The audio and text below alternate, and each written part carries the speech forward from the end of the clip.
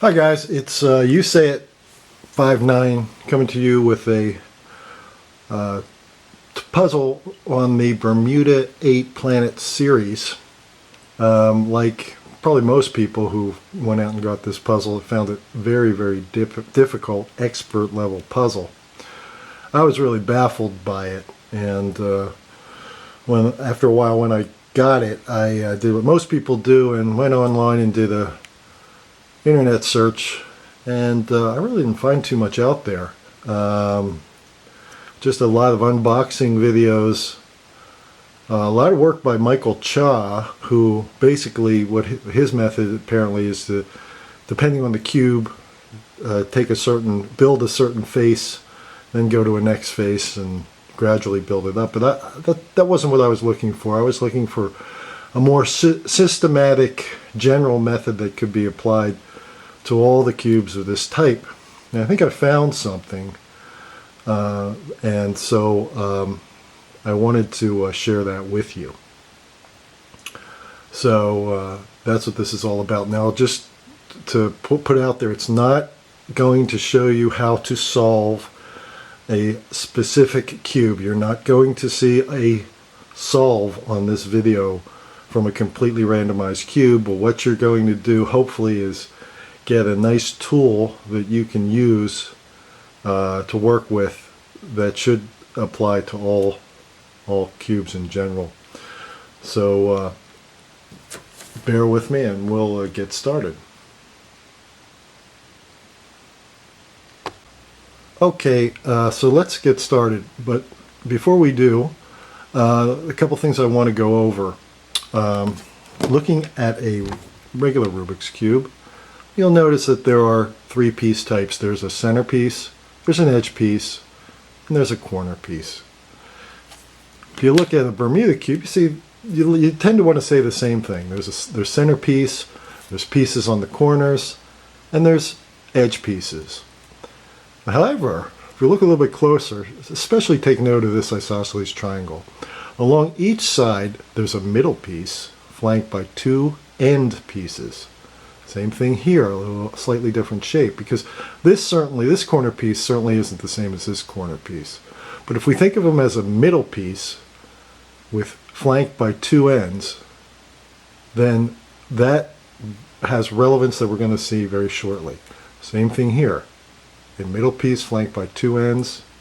If you look at this, you tend to want to say, okay, well here's a middle piece flanked by two ends, isn't it? Well, no, not really. This is actually two middle pieces with a end piece in the middle, and I'll show you why it's important to think of that distinction.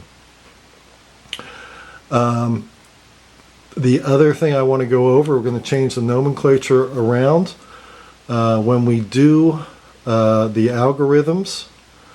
I want you to think of it as terms of right, left, and upper. We're not going to be concerned with the other three sides. It becomes too confusing, and as we progress on with this video, I think you'll understand why. Okay, so I said there is a standardized method of solving this puzzle series that is somewhat universal, and there is. Basically, it involves, as a first step, placing the mid pieces. After you've done that, I'll show you an algorithm that I've discovered that allows us to transpose the end pieces around the mid pieces. There's nothing really tricky to doing the mid pieces. It's pretty much like any other puzzle. You're just going to use what Charisse from his Twisty blog, or Twisty Puzzling blog, calls a edge piece series. Any advanced cuber knows what I'm talking about. I'm going to call it, though, a mid piece series for this video, because it transposes these mid pieces without considering the corners. The corners will adjust later. So As I said, I'm not going to really show you a solve.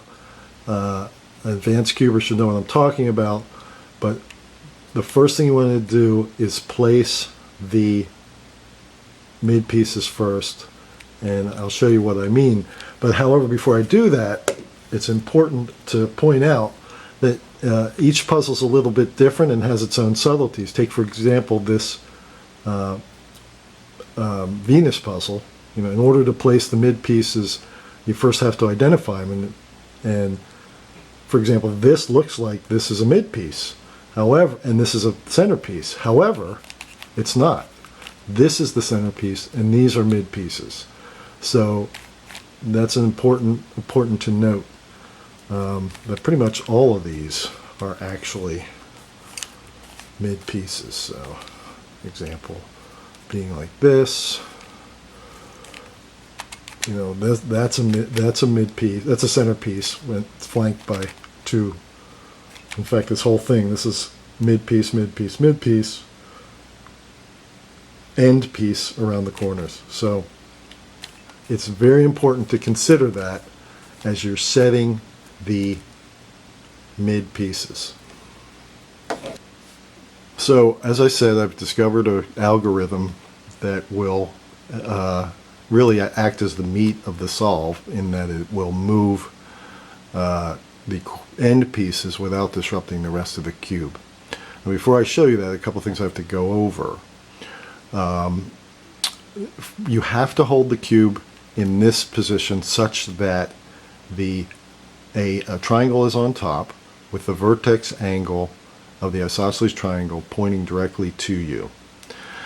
The other thing is that the left and right face have to have a right angle at this point. Thus, the center could be a triangle or the center could be a square, as long as this is a right angle. Furthermore, all the three faces have to be freely movable. The other thing is that we are going to be calling clockwise turns a positive turn, counterclockwise a negative turn, but in addition we have half turns, and that relevance will be seen momentarily. Now, this algorithm involves 5 unique, unrepeating mid-piece series, and after each of the individual mid-piece series, this configuration of right angles pointing to the center will be maintained. And again, you'll see that as we proceed. So what this is going to do is rotate the front bottom with the left back, and here we go. It goes like this: right upper 1.5, right -1, negative upper 1.5, negative left, negative upper 1.5, left upper 1.5, left right -1, left -1, right upper 1.5, right upper -1.5, right -1, upper 1, left -1, upper -1, left. And you can see it's done exactly what I said it would do. It's taken this piece, moved it to here, this moves to here, and that moves to here. Now the reverse of that is left -1, upper, left upper -1, right upper -1.5, right -1, upper -1.5, right -1, left, right, left -1, upper -1.5, left -1, upper 1.5, left, upper 1.5, right, upper -1.5, left. And you see that has rotated everything backwards.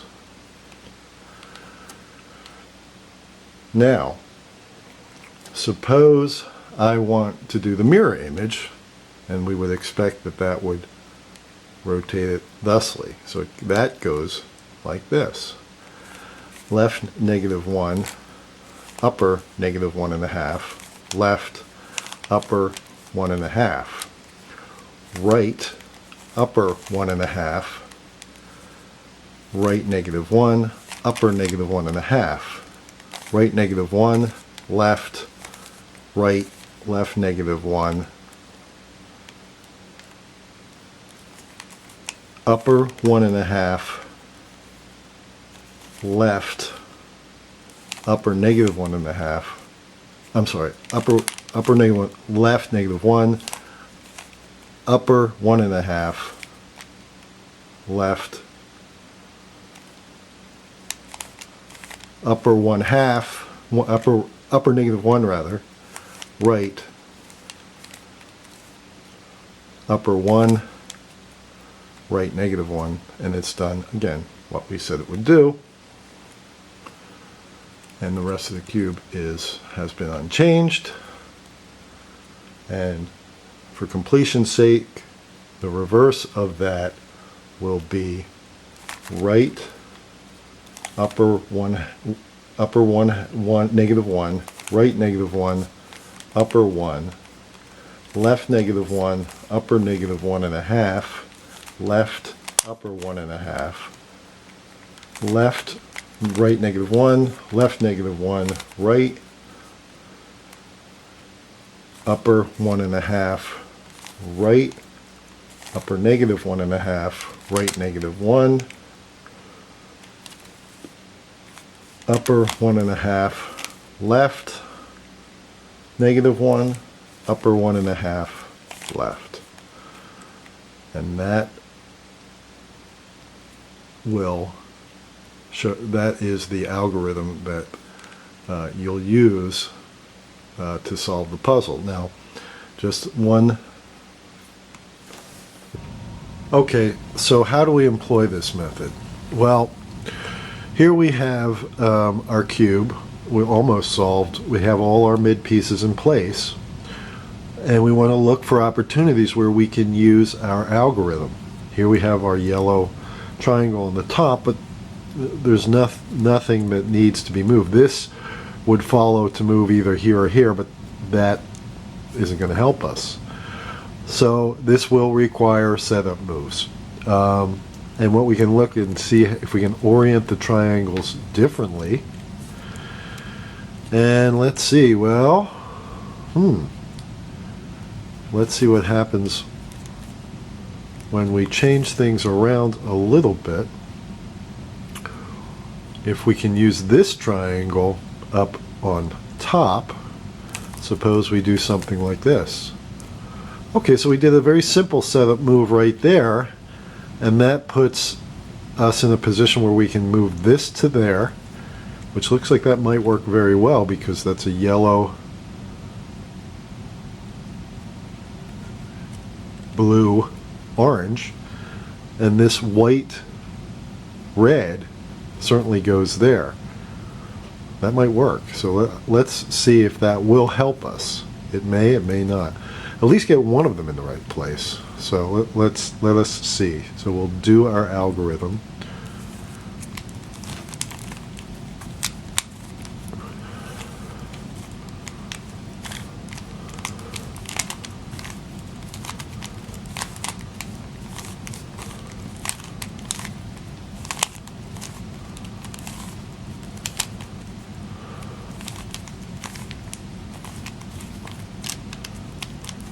Okay, well, it hasn't done everything we wanted it to do, but it has put that red one back, and there, that is an example of what we can expect to do. Now here we are, we see now we only have, well, we actually have 2 out of place, nope, 3 out of place, and 1 rotated but in place. And we'll talk about rotations a little bit later, but let's see if there's any way we can easily move things into position. Well, there is, but it requires several setup moves, and I will tell you that when you do your setup moves, write them down and do them by color, not by face, because when I say do them by color, write them down by color. In other words, if I'm going to make a turn like this, that would be a blue 1/2. Okay, this would be a blue 1. This would be an orange -1.5, and so forth. Because very quickly you'll find as you do your setups, your visual clues will soon become disrupted, and you'll find the cube very disoriented. Okay, here we are at the end game. By that I mean all the pieces are in their proper place, but not necessarily in their position with respect to orientation. In fact, what we've got here are 3 pieces that are oriented in a positive rotation, and by that I mean they're oriented out in a clockwise fashion. Had they been oriented in a counterclockwise fashion, I would call them negatively oriented. So we have to figure out a way to get them back without permanently disrupting the cube. In order to do that, what I want to do is refer to a 3x3x3. And here we are at its end game, and we see we have a cube that's oriented positively, and or a piece that's oriented positively and one that's oriented negatively. And that is consistent with the mathematics of the cube, because what that means is that in order to rotate this back, we'll do a series of moves, put this in position, and do another series of moves, a reverse series of moves to restore the cube, and we'll show that real quick. And I use a double mid-piece series to affect that. So you see, this has been restored with respect to its orientation, but the cube below has been disrupted. The top is unchanged. So I put this into place, reverse the process,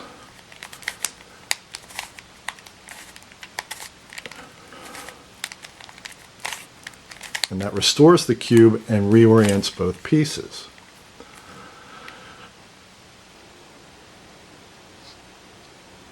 So let's look at that a little closer to see how we can help ourselves.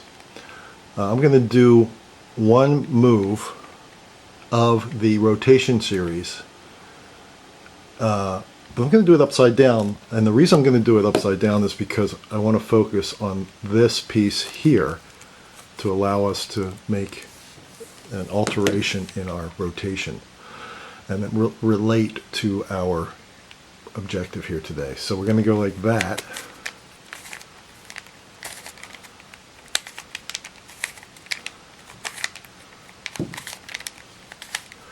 And concentrating on this, we see we've not done anything to here, and we've disrupted the cube above. But actually, if you look at it close enough, we've only really disrupted these 3 edges. The rest of the cube is intact. But moreover, here we've applied a negative rotation. We've also applied a negative rotation here, but here a positive rotation has been applied, as has here.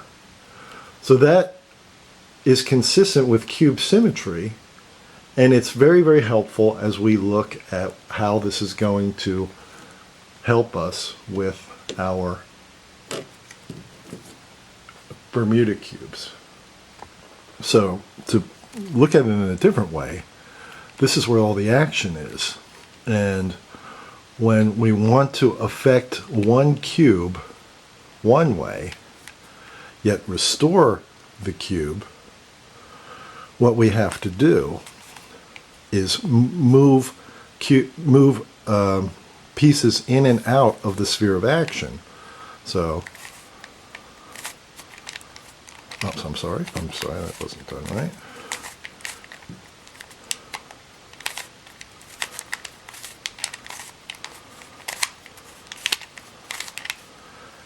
And that way we can affect the pieces individually and symmetrically. Same way here. Here's our sphere of action. So in order to orient them properly, we have to move them in and out as needed. Now in this case, as we said, there are three cubes, or three pieces in negative rotation, positive rotation rather, I'm sorry.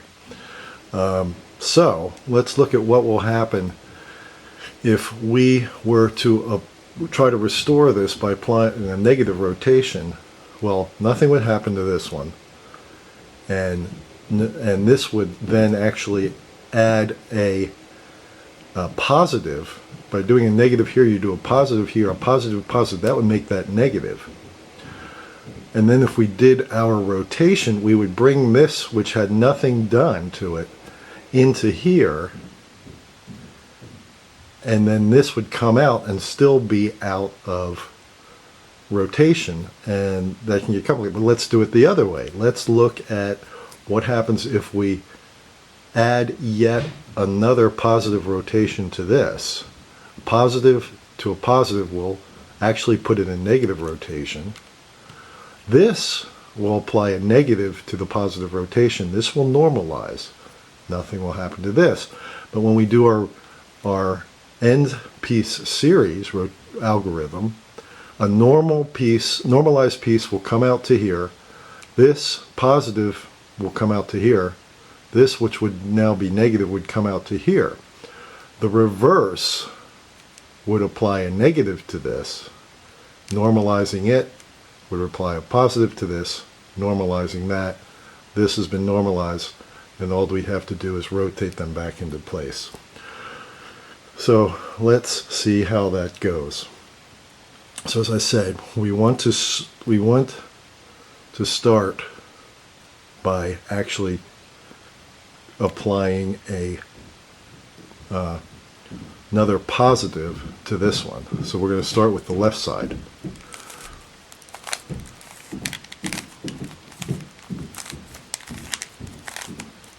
And what do we see? We see that's still disoriented, but we have normalized this one.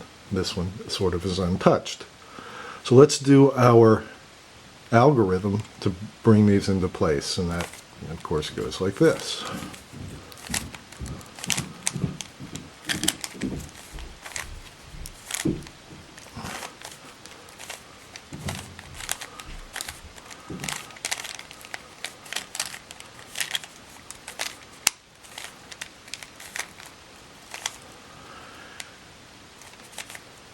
And that's exactly what it's done. It's put these pieces in place. So now we're going to reverse the process, and we started with the left, so we're going to go with the right.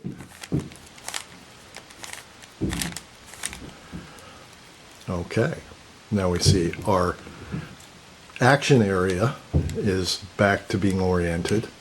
So now it's just a matter of reversing our end piece series algorithm.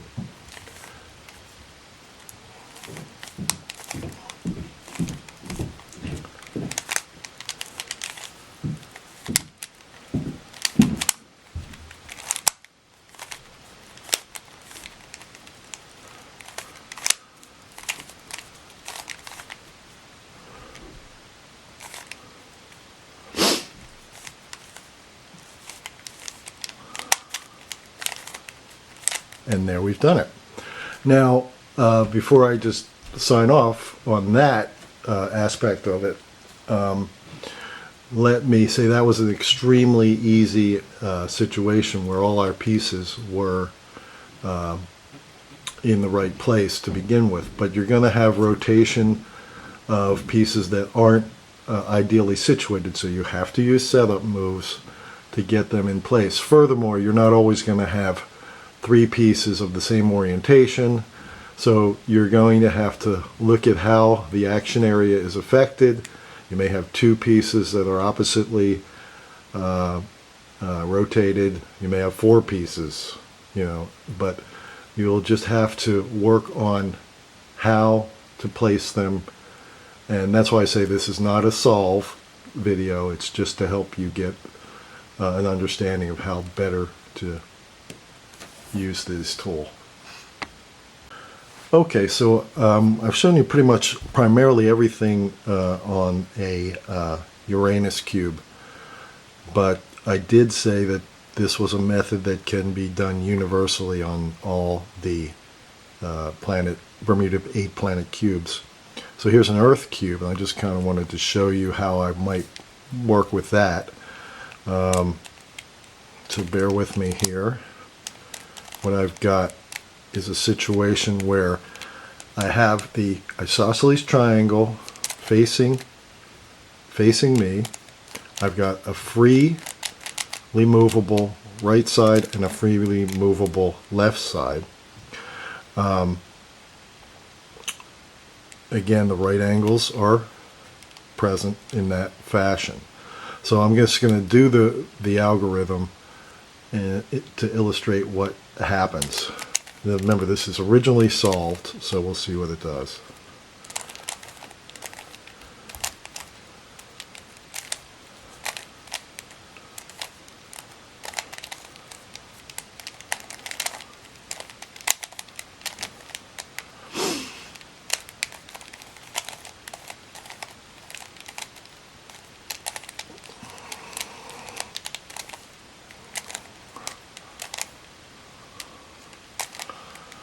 Okay, so I'm going to do so that's moved, and what it's done is move this one to this one to this one to that one. And if we restore the cube to its original orientation, just again bear with me, what we see is that has moved these 3 pieces.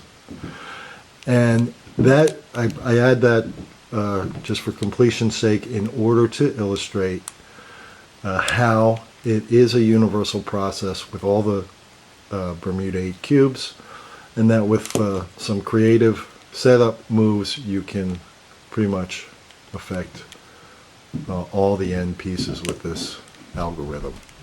So good luck with that. I know we didn't really get into moving the mid pieces as well as most people might have wanted to, but that's not too hard to figure out on your own if you're, again, an advanced cuber, and if you're even trying this series, then I think you should be able to handle that pretty well. So I will thank you for indulging me.